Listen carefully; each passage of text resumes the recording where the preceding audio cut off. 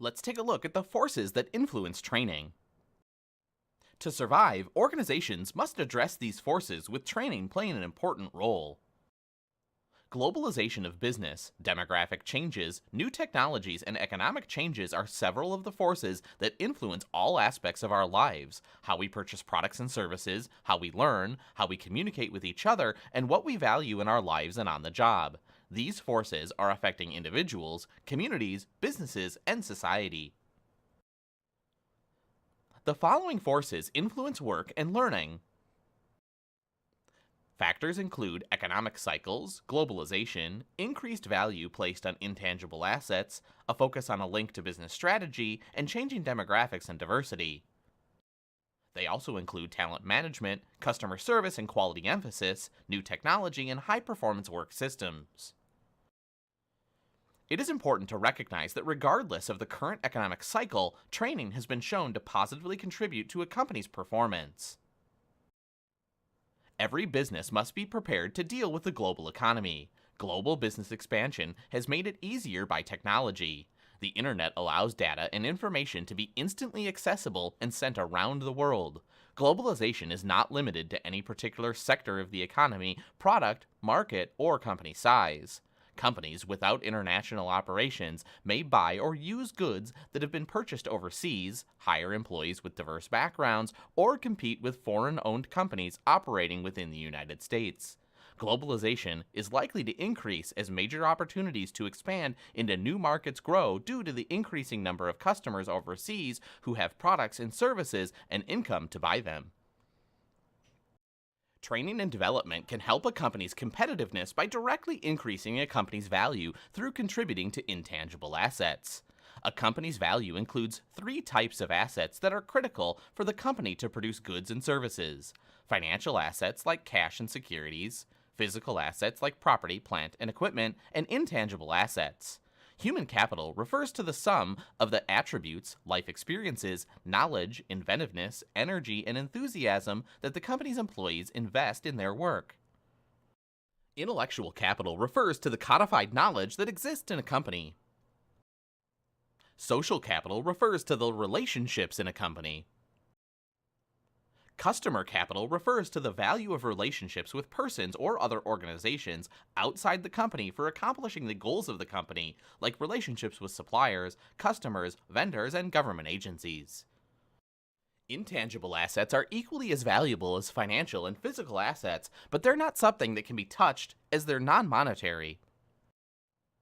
Given the important role that intangible assets and human capital play in a company's competitiveness, managers are beginning to see a more important role for training and development as a means to support a company's business strategy. That is, its plans for meeting broad goals such as profitability, market share, and quality.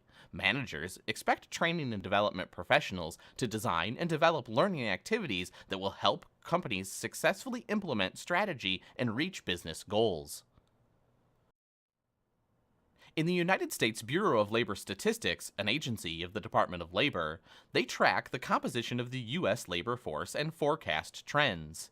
Population is the single most important factor in determining the size and composition of the labor force, which is comprised of people who are either working or looking for work. The civilian labor force is projected to increase by 18 million between 2012 and 2022, reaching 163 million by 2022. The workforce will be older and more culturally diverse than at any other time in the past 40 years. 5 generations are represented in the workforce, each one with unique and similar characteristics to others. Talent management refers to the systematic, planned, and strategic effort by a company to use bundles of human resource management practices, including acquiring and assessing employees, learning and development, performance management, and compensation to attract, develop, and motivate highly skilled employees and managers. Talent management is becoming increasingly more important because of changes in the demand for certain occupations and jobs, skill requirements, and anticipated retirement of baby boomer generation, and the need to develop managerial talent and skills for the next generation of company leaders. Also, results of a survey suggest that opportunities for career growth, learning and development, and performance of exciting and challenging work are some of the most important factors in determining employees, especially millennials, engagement and commitment to their employer.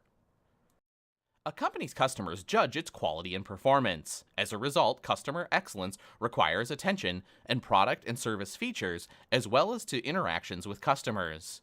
Customer driven excellence includes understanding what the customer wants, anticipating future needs, reducing defects and errors, meeting specifications, and reducing complaints. How the company recovers from defects and errors is also important for retaining and attracting customers. To compete in today's economy, whether on a local or global level, companies need to provide a quality product or service. If companies do not adhere to quality standards, their ability to sell a product or service to vendors, suppliers, or customers will be restricted. Some countries even have quality standards that companies must meet to conduct business there. Total Quality Management, known as TQM, is a company-wide effort to continuously improve the ways people work, machines, and systems accomplish work. Technology has reshaped the way we play, communicate, plan our lives, and work. Many companies' business model includes e-commerce, which allows customers to purchase products and services online. The internet is a global collection of computer networks that allows users to exchange data and information. Through technology, the information needed to improve customer service and product quality becomes more accessible to employees. This means that employees are expected to take more responsibility for satisfying the customer and determining how they perform their job. One of the most popular methods for increasing employee responsibility and control is work teams. Work teams involve employees with various skills who interact to assemble a product or provide a service. Work teams may assume many of the activities usually reserved for managers, including selecting new team members, scheduling work, and coordinating activities with customers and other work units. To give teams maximum flexibility, cross-training of team members occurs. Cross-training refers to training employees in a wide range of skills so they can fill any of the roles needed to perform on the team. Training can play a critical role in helping companies gain a competitive advantage and successfully deal with competitive challenges.